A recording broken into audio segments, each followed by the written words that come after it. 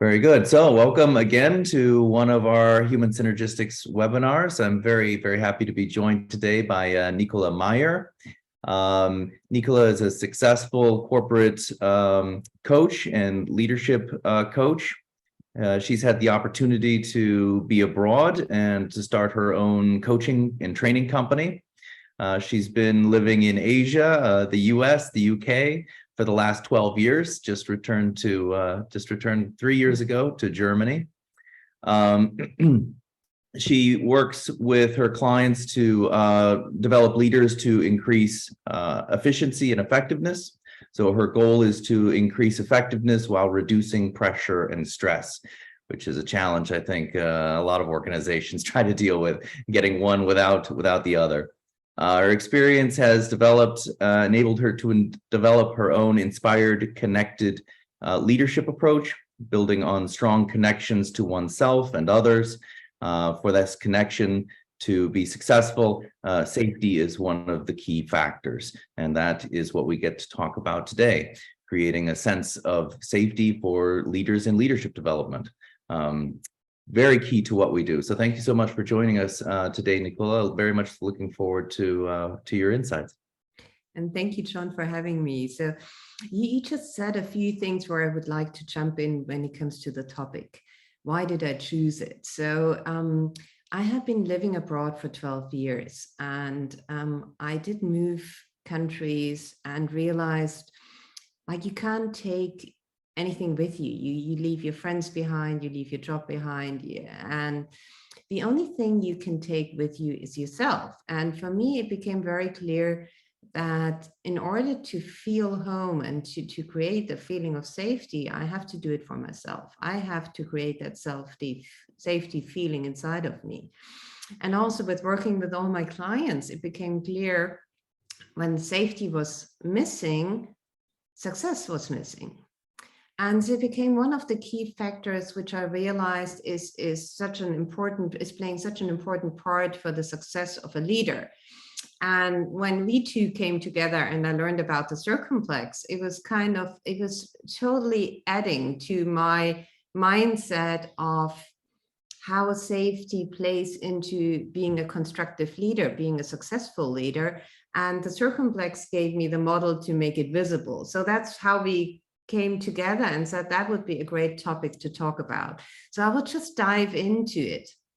So when it comes to leadership, and you talked about me working a lot with connection, inspire connected leadership, I was looking into areas where we need to be connected with as a leader. And so for me, the cube was a perfect way to show it. So first of all, I really said we have to start with a connection to ourselves. It's about self-leadership first as a successful leader. If we can't lead ourselves, we can't lead others. And the same is true when it comes to safety as one of the key factors. When we haven't found the safety inside of us as a leader, we cannot create a safe space for the people we lead. And when we are a good leader of ourselves, then we can lead others effectively, because self-leadership really always starts with knowing about yourself, having a self-confidence, having the self-consciousness about my values, what do I stand for? And only when I have that, I can lead others and create that space. And the same is true when it comes to safety.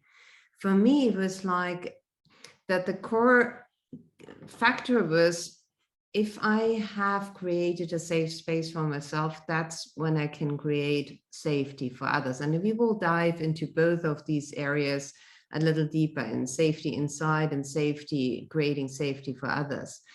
And the third area was always, as a leader, I always need a connection to the business. And sometimes we lose that. It's not enough just to be focused on myself and on the others. I always need that focus in connection with the business purpose.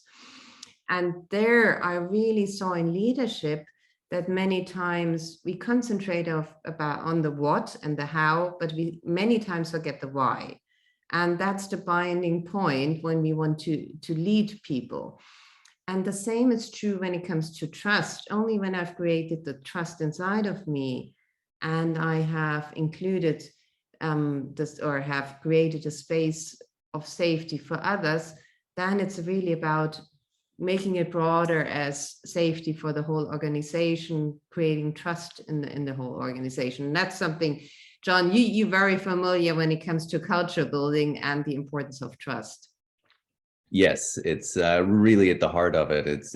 This theme runs through, all of what we do, everything from the models that we talk about, and we'll get into to the, the actual process itself. Whether leaders can be open to development, whether they see it as an opportunity or a risk, really comes down to this important theme. So when we dive in deeper, I would like to go into the area of safety inside. And for me, it's really, it's this feeling of security. I need this inner feeling of safety. And for me, a key component was you can't tell someone to feel safe. Yeah, if they have been in a place of uncertainty, you can't tell them just to feel safe. It doesn't work. So it has to come from experience, and still there is a way into experience with our mindset, and that's kind of the key where I'm going into is we have a lot in our hands how we can create safety for ourselves, because we can get in relation to situations where we felt safe, and we can create that feeling of safety inside of us. And that is something I think is the key when we talk about leaders and how they can be more successful. And that's when I want to hand over to you, John, explaining the connection with the circumplex. Why did we come together and say safety is something we have to look at and talk about together in connection with the circumplex, because it explains so much for me. Yeah, I think it's a perfect fit. So, well, in brief terms, when we talk about the circumplex as a model, we talk about the fact that it has different dimensions.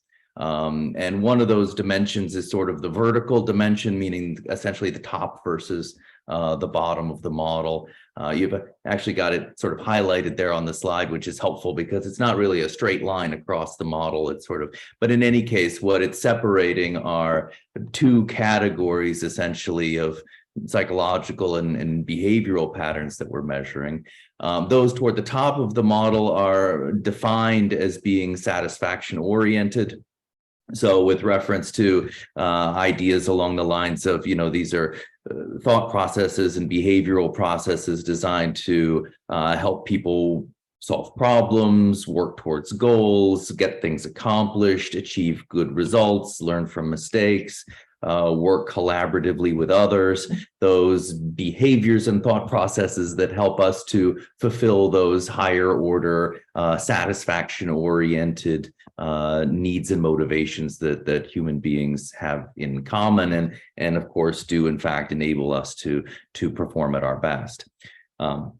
By comparison, at the bottom of the model, both the red and green categories of behavior are defined as being security oriented. So these are the behaviors that people tend to exhibit, the thought patterns that oftentimes play out when people don't feel safe and do in fact feel insecure. And this is, referring to quite a bit of psychological theory, but, Maslow's hierarchy is a good one for this kind of discussion where, we're talking about that line really between satisfaction orientation at the top, where we're about growth and goals and achievement and those sorts of things, versus the security orientation toward the bottom of the model that have a lot to do with responding to that insecurity and perceived risk. So, avoiding mistakes, not being recognized, working against others, these kinds of security oriented behaviors to put myself first because of that perceived insecurity. It's very closely associated with psychological safety, but the really interesting thing I think about this topic is that really that alone, meaning whether these patterns are satisfaction or security oriented, is the factor that predicts how those behavioral patterns are going to play out along the lines of whether these behaviors are going to tend to be positive in their influence on, my well-being, my state of mind, my engagement, motivation level, my ability to get work done effectively. Those kinds of well-being and performance criteria are predicted by these patterns, and those that are satisfaction oriented tend to help us to be less stressed and more effective in what we do. Unfortunately, at the bottom of the model, those security oriented patterns, just as you're talking about, really tend to get in the way. They drive stress, they decrease motivation, and they do sort of get in the way of people being able to do their best. So, that line on our model that we're looking at is really the horizon line between, seeing opportunity and achievement toward the top versus perceiving risk and insecurity toward the bottom. And that difference alone really makes all the difference. And for me, that was exactly what you just said, John, was why I said, oh, it fits so much my thinking. Because if I look at the upper part, that's the area where I have reached the level of inner safety already. I'm leading as a leader from a place of inner safety. I'm not the one who has to think I'm okay, but you're not okay, or you're okay and I'm not okay. Here in this place, we come to this place where I can be okay and the other one can be okay. And that makes so much impact, this mindset of, can I really let someone next to me grow, become better? Do I see the full potential in them? Can I help them to be even one day a better leader than me? Can I be a mentor? Or when I compare that to the aggressive defensive style, it's I have to be good in order to shine, to be good enough. And also in the defensive, for me, that was like passive defensive area. It was like the other one is better than me, so I have to hide. And all those is like the lower area is for me the area of insecurity. That's where I'm not feeling safe. And because I'm not feeling safe, I have to take measurements that are not at my best. Yeah, and that's how I thought the topic is so brilliant, and why I love the circumplex to explain the ideas is when we see what constructive leaders do differently and how they achieve more and how they're more successful. For me, it comes really back. They have reached this inner level of safety. They lead from this inner level of safety, and then so much more is possible. And perhaps, John, because I love the next slide as well, because I always show it to my clients when we look at the 360 and really see, you can have an assessment, you can see where you're standing with your leadership style and where you want to move to.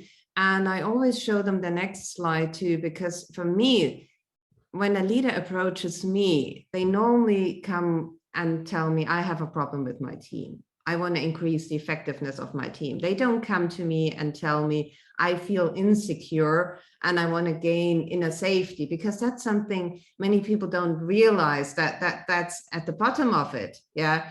But they come with what they see as a result. And that's why I love this slide. And perhaps you can go through it to show what's the impact. Yeah. And that for me was so visible of what makes the difference if I lead from a place of inner safety, and Right. if I've reached that level already, or if I'm in doubt sometimes still, and if I still have the topic of feeling unsafe as part of my leadership. Indeed, indeed. And this is, before I get to this is actually something that we can measure and see in organizations. What I mean is, a lot of our work is using the circumplex to measure organizational culture and how that culture is influencing, again, things like engagement levels of employees and stress and burnout and so on. And it's amazing the extent to which you can, correlate engagement, and move backwards to find where that's coming from, how that's being driven by culture, and then move backwards in the causal model to find what's driving the culture. To a large extent is really the behavior, the cumulative behavior of our leadership team. And if we look at individuals, leaders, and how they behave, that's a result of the thinking processes that we capture with things like LSI-1. So you can literally see the way leaders perceive themselves in their roles, their perceived sense of security versus insecurity, how that plays out in the way that they behave and interact with their people, and how those behaviors are picked up, role modeled, and influence the norm in terms of how we do things here. A lot of times it's pretty shocking. I'm actually on the way to meet a client to show them exactly that data and model within their organization. It's a powerful message because it shows how much leaders, you mentioned the leader wants to develop their team, but the best way to develop the team is to develop the leader. This slide is really one that we use to talk about leadership behavior. So this is taken from LWS, very, very similar tool to the LSI for those who are familiar with that. This is really the feedback portion of that instrument. So this is behavior that other people are observing in leaders. We don't have the N on this. I think this is about a pretty large sample. I think this was over 5,000 leaders, somewhere in that area. And essentially what we're doing is looking at how all of these leaders are described by others in terms of their behavior. And we're identifying those, the profile on the left are those leaders who behave currently most constructively versus the profile on the lower left, those who are currently behaving least constructively. So you really could look at that in terms of those who are behaving in the most secure ways, those blue satisfaction-oriented ways, versus at the bottom, those leaders who are literally behaving in the most insecure ways across that data set. So then we're identifying that top and bottom, I think it's 10%. And then we're looking at how those leaders were described, not only in their behavior, but now with regard to what we describe as leadership effectiveness. So those bar charts are a variety of different performance criteria, how effective the leader is doing. So starting on the left, we have things like their overall performance in their job, their teamwork and ability to work effectively with other people, ability to communicate clearly, listening skills, so on and so forth. So really good, straightforward measures of leadership effectiveness. And you can literally see the extent that constructive behavior, which relates to the blue bars, predicts leaders performing more highly, being described by others as more effective in their roles, and the less constructively and more defensively, more insecurely we approach our work and interact with people, the lower those scores are. You can see the gray bar is the average of all. So you can literally see that the constructive behavior is enabling us to be higher performing across these criteria. You can also see from the red bars, those least constructive leaders, that counterproductive behavior does in fact pull your performance down. It does detract across all measures. So again, whether we're leading from that sense of security or insecurity, really makes a huge difference in how our leadership plays out, both in terms of my performance personally, as well as what I'm creating and encouraging in the team and cultures that we lead. Yeah, and for me, I love this chart and I'm showing it to the leaders because it's really a motivation. It shows what impact we have, and it's about self-leadership. It's as we start with the feeling of inner safety, and as we are the only person who can create inner safety, the circumstances, the outside circumstances can make it harder or easier, but at the end, it's us who are responsible.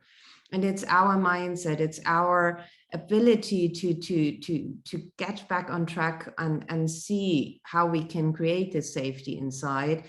And that's, for me, it's a core motivation to show the chart, because it really shows if you can work on that and get more into the constructive ways of showing it, you have a tremendous impact, and a different one.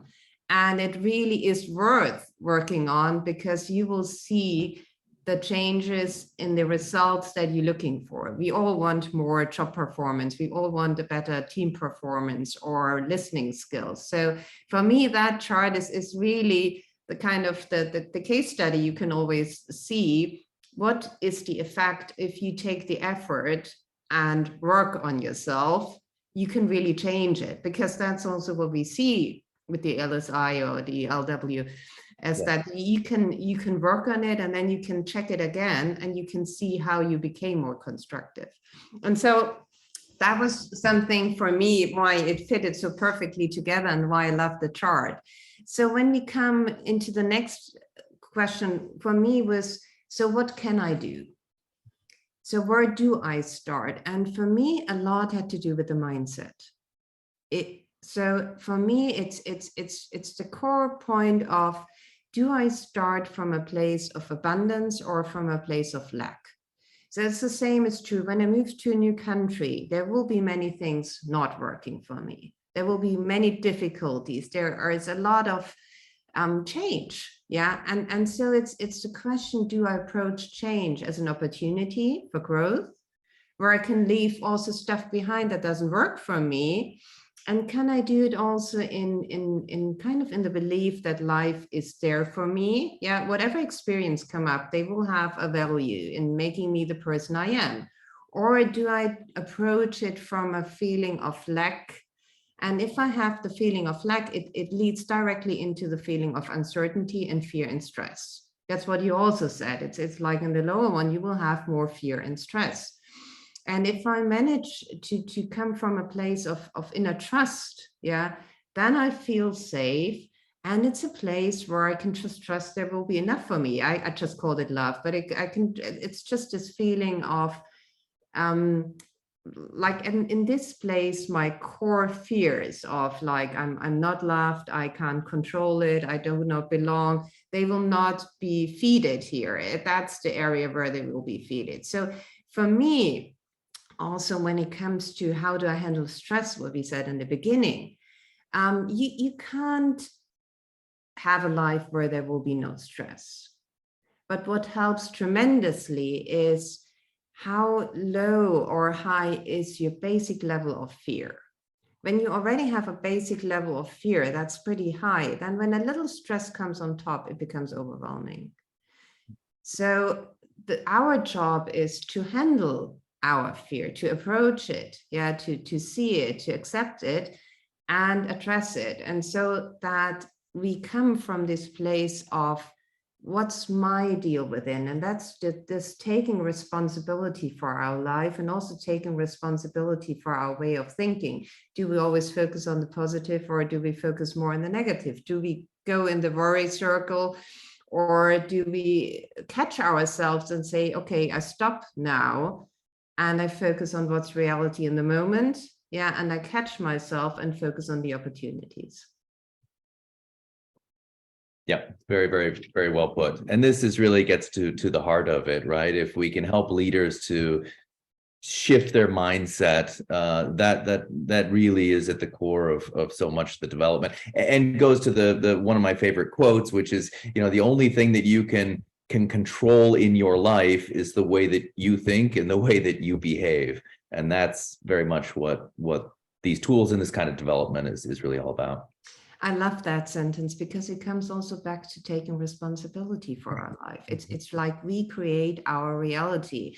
And that was kind of, for me, I also love the image of, if we take a virtual reality classes and put them on, yeah, we would see that as the reality. And that's then becomes true. And that's also how we see life. It's what lenses do we put on? Yeah.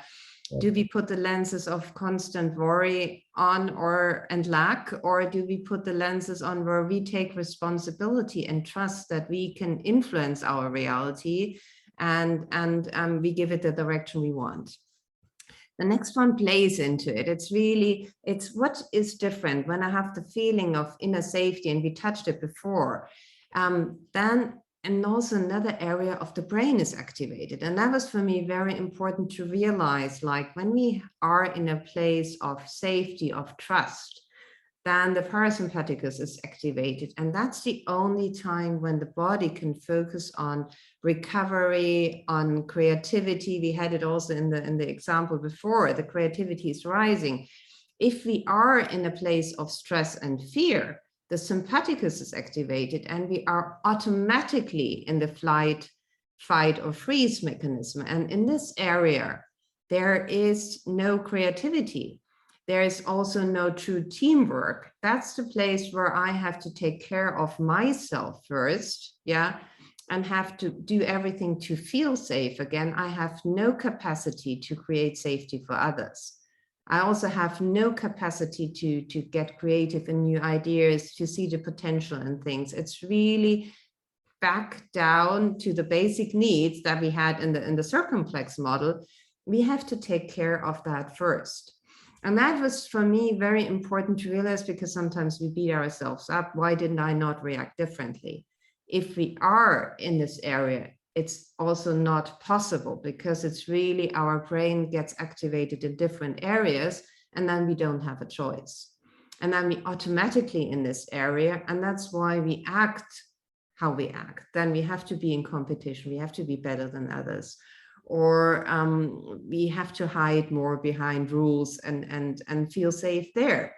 If only if we have this state of creativity, and if that brain area is activated, then it's really about getting creative, finding solutions, working together in a team, and being on I'm okay and you okay. And that was for me very important to realize, also for a leader, that it's important to take care of that first part, because otherwise it's automatic that you don't have the choices you want to have. What I was thinking about, John, was I said I love to give examples. So how can you really start? And give a little exercise, because I saw for myself, sometimes we understand what we could do or what we should do, but then it's about, so what's the first step? What can we do? And for me, there are different things that work very well. Like there are tools like tapping I like to use or show people, where they can shift emotions by acknowledging how they're feeling now and go to a new place. Another tool which I also appreciate, and I don't know if you heard about that, probably you have, John, is the HeartMath Institute. I think I have, yes. Yeah, they work with heart-brain coherence. So it's also about how can we bring our emotions in coherence with the brain and synchronize the frequencies. And there are so many tools out there who help us really manage our emotions and get in the feeling of safety, which is an emotion, yeah, and how can we regulate that more consciously? Today I was picking a very simple one, an exercise which can be used in all different areas of life. I used it now to create a feeling of safety, but you can also do it if you have an important talk to do. It's just one simple tool how you can shift from a feeling of unsafety, insecurity, to a feeling of safety, of just relaxation. So I don't know, I will just lead through it. Like if you're listening to it, you can really stand up and do it. Yeah. Otherwise, you can also do it sitting and just imagine it. So the first step is really that you normally stand up. Yeah. Because then you have also the physical switch, where you bring yourself in a different mood physically. So you stand up normally, and then you take a few steps. And like if you're joining and you have the camera off, I can just invite you do it. Yeah, follow the lead and just do it for yourself. So stand up, draw a circle on the floor in your mind, and take a few deep breaths until you feel really your feet on the floor, how you're standing, and notice really how your spine is upright and how you're really present in your stand. And when you've done that, you can imagine a circle in front of you. That can also just be a line. So whatever is easier for you. I love to imagine the circle in front of me. And in this circle, I put whatever feeling I want to feel. This can also be your values. This can just be something you're lacking at the moment. So if you're fearful, then it would be safety. So today we're playing with safety. So I said, imagine in this circle, there is safety, security, and love, all that you're imagining that you want to have. And then you think of a situation where you felt safe already. Just think back in your life, where was a situation where you really felt safe? This can be something in childhood, it can be a short sequence, it doesn't have to be a big event. And then really step into the circle and connect with that experience you had and feel how you felt there, feel completely connected to it, and consciously breathe that feeling in until you arrive fully in the feeling.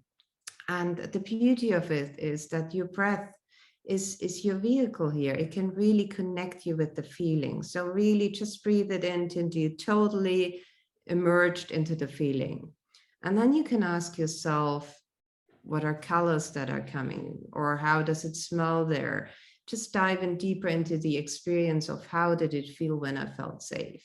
And you can also think about, how did I stand when I was feeling safe? What's different in my way of thinking, in my way of feeling? So really dive into it.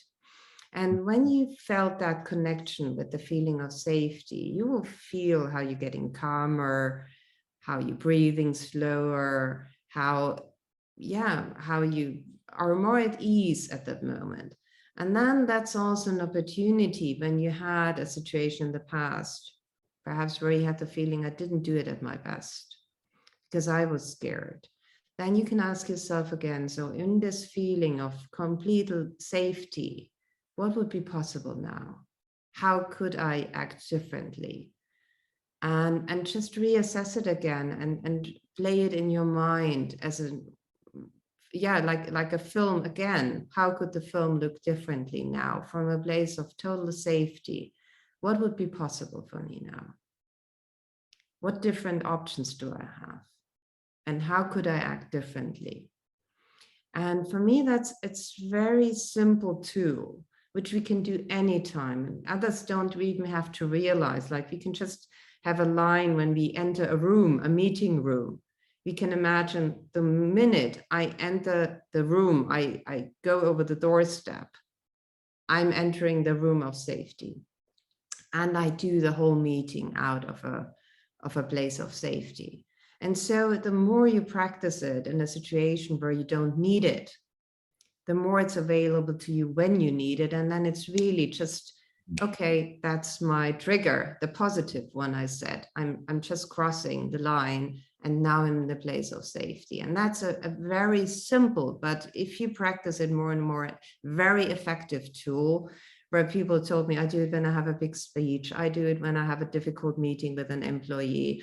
I do it in so many situations to consciously start from this place of safety before I go into a meeting or before I start the conversation. And that gives me exactly the possibility to stay in the constructive area of a leadership, because I consciously did choose my state before I entered the situation. I love it. It reminds me a lot of something we talk about in HS in our individual level tools. We talk about this stop, think, respond model. It's in our self-development guides and workbooks that we use to help coach leaders. I like this even better, but the idea is, one of the questions we ask leaders is, in what situations, when we talk about defensive counterproductive behavior, we ask questions like, well, in what situations does that happen? When do you find yourself, behaving that way, falling into that habit, so that people can be aware of those situations, like you said, right before I go into present at a meeting, stop, think about how they want to react rather than, falling into old habits in that situation, and then consciously choosing how you want to respond in that moment. I really like this even more because, as long as we can think a little bit about what situations sort of trigger, or, I tend to fall into those things, then this is a really nice way to kind of get at the heart of things, rather than even thinking about necessarily a style on the circumplex, really thinking about this from a position of creating that sense of security and safety, again, so that we can respond more constructively and not fall into those those old ways that we're developing away from, right? And John, you just brought up something which I thought is very interesting, because many times, like when we take what I said before, when we had a trigger, sometimes even if we try to pause, the automatism did already start. Yes. And so it's very hard for us to have a trigger and then stop the trigger happening. What is much easier is when we relearn the trigger. And that's kind of what we can do here. If we have the same trigger, but we connect a more positive experience with it, then we have the possibility to act differently. And that's, for me, was at the core of things, that it's so hard to be triggered and then not fall into the automatic response. It's nearly impossible. And then we sad because we didn't manage. So that the better way around is really learning a new connection with the trigger. Okay, I still have the difficult meeting, but I set the connection to the positive experience by consciously going into a place of safety. And from this place of safety, like the other brain area is activated, and it's possible to do the creative reaction. So it's not the automatic fight, flight, or freeze any longer. And that's why it's about really emotional management. I'm in charge, and I can do a lot to bring me in the right emotion before I do stuff. That's why I like the model. I just gave one thing, but it's make it your own. That's what I can tell every leader. Make it your own. Don't make it complicated. It can be really just a line. It can be a doorstep, whatever you have. Just something where you say, the moment I cross it, that's where I enter the state of safety, and I connect myself with it. And then you have such an important tool to start from a different place. Fantastic.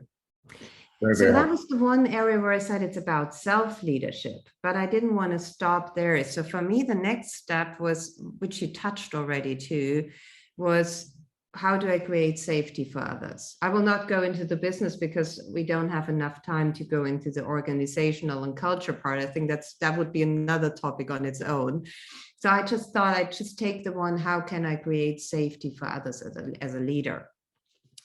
So for me, that was another core study when it comes to teams and to leading others, was this project Aristoteles from Google, where they researched over many years with over 100 teams, what is the core factor of team performance? And that was for me at the core of when I lead others, it's about how I can create a better teamwork. And here the top factor was psychological safety by far. Yeah. And that was another research where I thought it also plays again into the same direction. It's about when, as a leader, I have to create that safe space for others. I have to provide the psychological safety as a key factor for the team to perform. And for me, it was also interesting to go a little bit deeper into what is psychological safety. Like Amy Edmondson, she's very famous with her TED talk when she talked about how can you create psychological safety. And for me, I also love Timothy Clark, because he divided it a little bit more deeper on what are dimensions of psychological safety. And I thought it was very helpful when it comes to myself as a leader, in what areas can I create psychological safety? And he, for example, he said that the first stage is the safety of inclusion. Yeah, it's about how much do I feel that I'm part of the organization, I'm part of the team, how much do I feel included and safe? And that's addressing a core belief or a core fear of belonging. Yeah, we all want to belong. So the first area where we can look as a leader is how much do I create a space where everybody feels included, where everybody feels that they belong. Another stage was the security to learn. And how much do I feel safe to make mistakes and learn from it? Or how much is it punished if I do something wrong? And that was for me also very interesting to look as a leader. How do I behave if someone really stretches? goes beyond the comfort zone and then fails? Do I acknowledge what they did, or do I rather punish if it went wrong? And that's something where I can be very sensitive for myself, is when it comes to how much do I create safety with others, to look at those dimensions. Another one was also, how safe is it to make a contribution? And I like that too. It's like, how safe is it for me to dare to say something new? And to really contribute out of my authentic self what I have to contribute. And if I'm not feeling safe there, that's another area where I can destroy a lot of trust. And the last dimension he offers was, how safe do I feel to challenge? And I thought that was very interesting too. So if I have a leader, or if I'm the leader, how safe are my people to challenge my point of view? Would I be personally,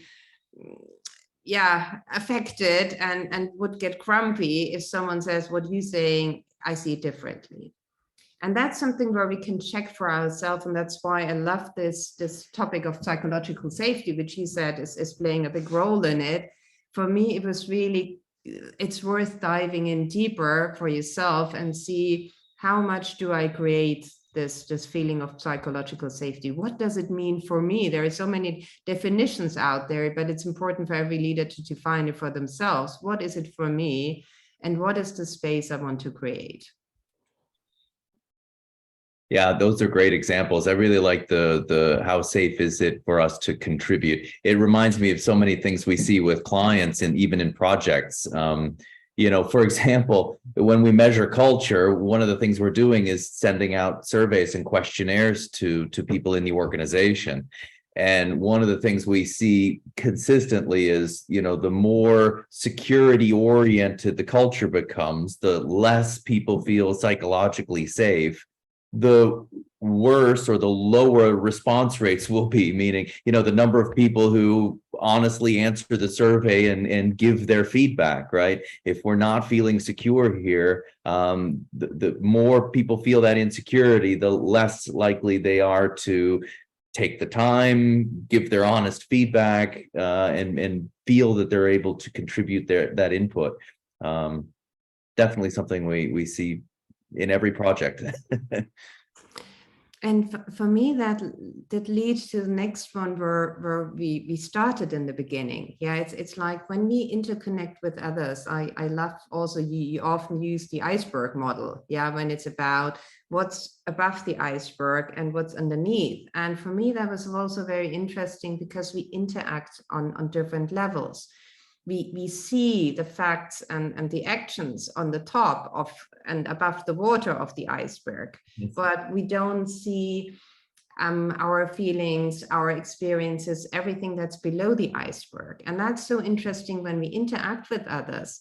It's really, we interact on the thinking, on the feeling, on the action level, yeah, but we are not aware of it. We only aware to a certain amount. And if we start again from the constructed style, where we have the safety, there it's really the mindset of I'm okay, you okay.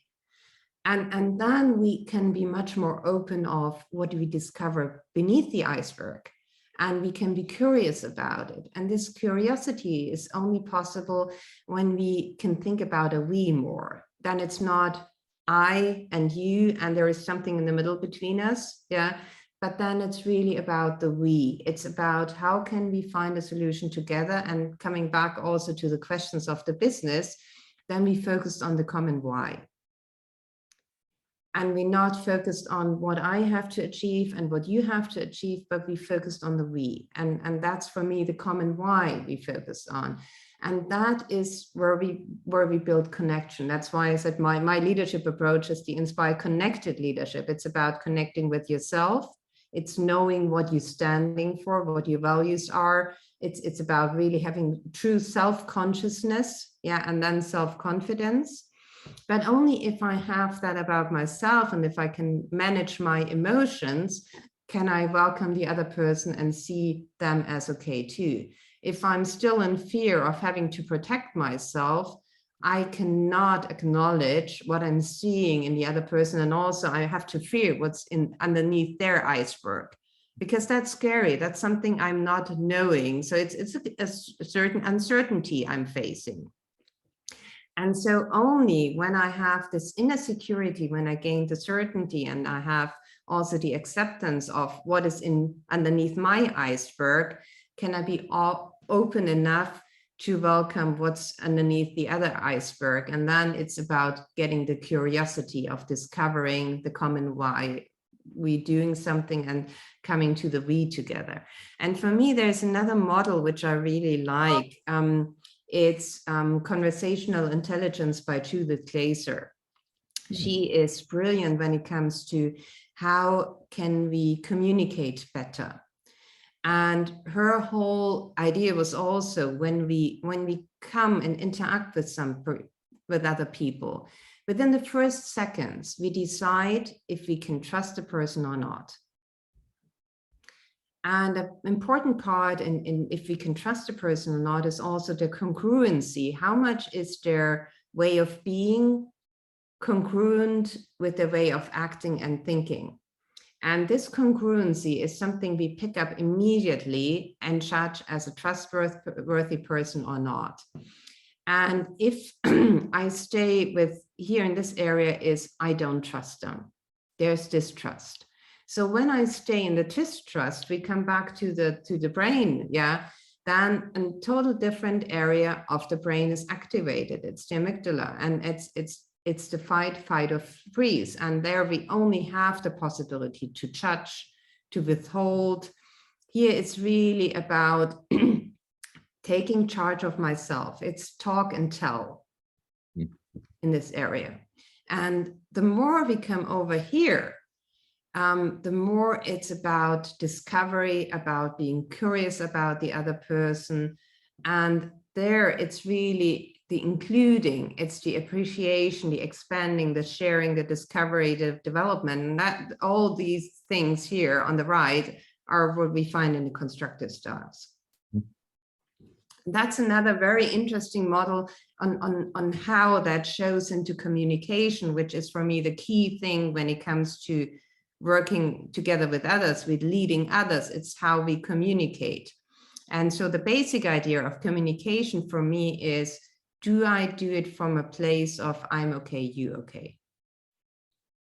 And that leads to a total different way of communication. It's like a way of appreciation.